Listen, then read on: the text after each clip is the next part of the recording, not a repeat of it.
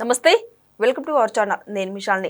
TTD కల్తీ నెయ్యి వ్యవహారానికి సంబంధించి సంచలన విషయాలు వెలుగులోకి వస్తున్నాయి.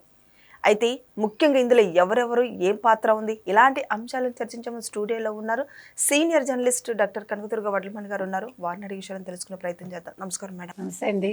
మేడం, ఇప్పుడు కల్తీ నెయ్యి వ్యవహారానికి సంబంధించి సిట్ దూకుడు పెంచింది. అయితే కొత్త విషయాలు కూడా వెలుగులోకి వస్తున్నాయి. ఇప్పటికీ ఈ కేసుకు సంబంధించి నిందితులు అయితే 11 మంది అయితే తేలారు. ఇంకా 36 మంది వరకు ఉన్నారని మనకు వస్తున్న సమాచారం.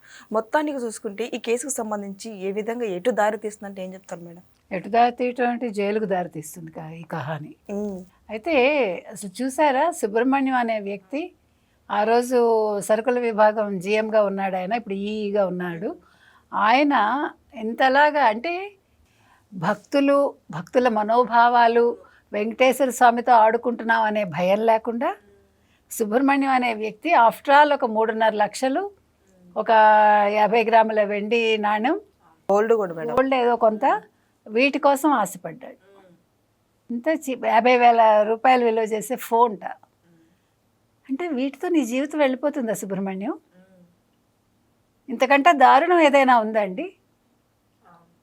అంటే ఆ భోలేబాబా తోటి ఆ ఫతేపూర్ ఎక్కడికో వెళ్ళి, ఉత్తరప్రదేశ్లోనే ఎక్కడో, అక్కడ వెళ్ళి ఆయన తప్పుడు నివేదికలన్నీ తీసుకొచ్చి, అంటే వాళ్ళకి అన్నీ సవ్యంగా ఉన్నాయని చెప్పి వాళ్ళని టెండర్లో పాల్గొనేలాగా చేసి L1 L2 స్టేటస్ వాళ్ళకి ఇచ్చి, వాళ్ళకంతా లైన్ క్లియర్ చేసేసి, ఆ చిన్నప్పనికి మొత్తం ఆ నెంబర్లు అంతా డైరీ వాళ్ళవి ఇచ్చి ఆయన సంప్రదిస్తూనే ఉన్నట్ట. CFTRI నివేదికను కూడా పక్కకు పెట్టేసి అందులో కల్తీవని చెప్తే కూడా తర్వాత వెజిటబుల్ ఆయిల్ కదా, అవును, వాడారు అందులో.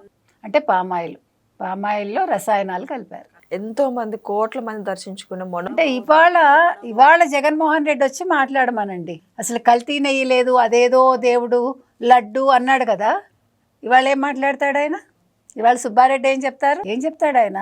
చిన్నప్పను 4.98 లక్షలు అతని అకౌంట్లోకి వస్తే 5 లక్షలు ఉంచుకుని 4.93 లక్షలు ఎవరి అకౌంట్కి పంపించాడు? ఎందుకు సుబ్బారెడ్డి తన బ్యాంక్ అకౌంట్ నెంబర్లు ఇవ్వనన్నాడు? ఈ డబ్బులు ఎక్కడికి వెళ్ళాయి? ఇంకా ఎన్ని డబ్బులు వచ్చాయి? అతను మీ బినామీ అన్నారు, 1000 కోట్లు అన్నారు చిన్నప్పన్. అవన్నీ ఎక్కడున్నాయి? ఈ డబ్బులన్నీ ఎక్కడి నుంచి వచ్చాయి? శ్రీవారి డబ్బులు ఇవన్నీ. శ్రీవారిని మోసం చేసి కల్తీ నెయ్యి వాడి సంపాదించిన డబ్బు 1000 కోట్లే ఇతని పేరున ఉంటే, ఇంకా మిగతా వాళ్ళందరి పేరున ఎన్ని కోట్లు ఉన్నాయి? 11 మంది వాళ్ళు నిందితులు అంటున్నారు, ఇంకా 36 మంది ఉన్నారంటున్నారు, ఇంకా కొత్త పేర్లు వస్తున్నాయి. ఇప్పుడు మీకు ఎస్వి గోశాల డైరెక్టర్గా పనిచేసిన హరినాథ్ రెడ్డిని అరెస్ట్ చేశారు. తర్వాత జిఎంలుగా పనిచేసిన జగదీష్ రెడ్డి, మురళీకృష్ణని అరెస్ట్ చేశారు. ఇంకా 11 మంది మీద వాళ్ళు కేసులు పెట్టారు. ఇది కాకుండా పూర్వం జిఎంలుగా పనిచేసిన వాళ్ళ మీద కేసులు పెట్టారు. తర్వాత జూనియర్ అసిస్టెంట్స్, తర్వాత సీనియర్ అసిస్టెంట్ల మీద కూడా కేసులు పెట్టారు. అందులో కొంతమంది రిటైర్డ్ అయిన వాళ్ళు కూడా ఉన్నారంట మేడం, ఉద్యోగం చేసి ఉంటారు. అందుకే పూర్వం అన్నారు.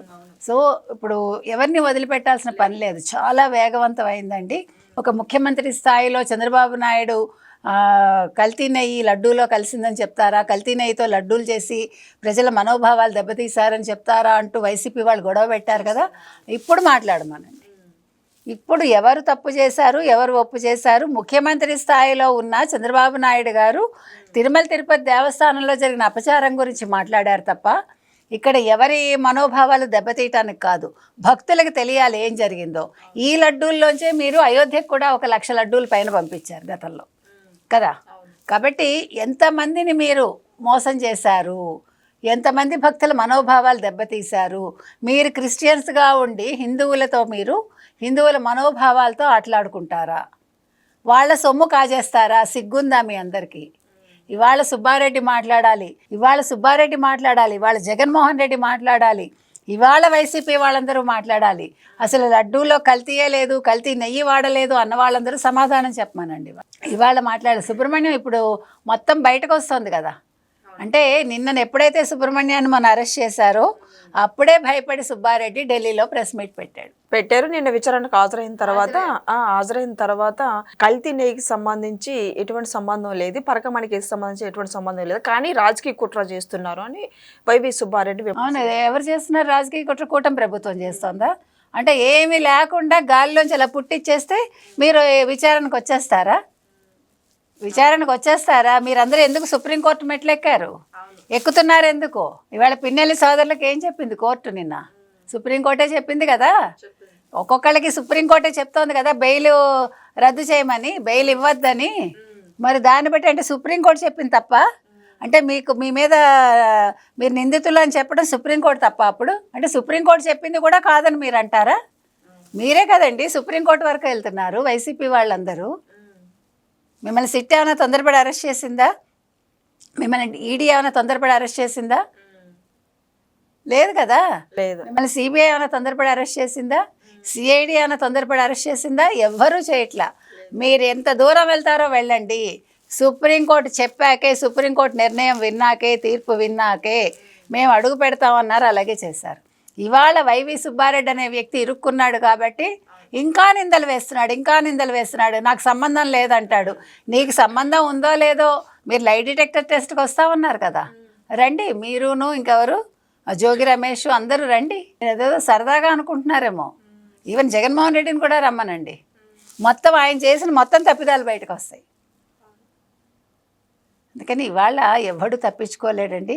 వెంకటేశ్వర స్వామితో పెట్టుకున్నారు, తిరుమలతో పెట్టుకుంటే ఆయన మామూలుగా ఉండదు పరిస్థితి. ఒక్కొక్కళ్ళకి వాళ్ళ జీవితంలో చేసిన తప్పులన్నీ కూడా బయటకు వస్తాయి. కాబట్టి మీరు చూడండి, ఇవాళ చాలా స్పీడ్గా చేస్తోంది సిట్టు. ఎందుకంటే వాళ్ళు ఇంకా ఇది కేసు చివరి దశకు వచ్చేసింది, చివరి అంకానికి చేరుకుంది. కాబట్టి దొంగలందరూ కూడా భయపడుతున్నారు, వాళ్ళు తడబడుతున్నారు, తప్పించుకోవడానికి చూస్తున్నారు. కానీ వెంకటేశ్వర స్వామి ఆల్రెడీ ఆయన దృష్టి పెట్టారు కాబట్టి చకచక సిట్టు కూడా తన పని తాను చేసుకుంటూ. Thank you madam.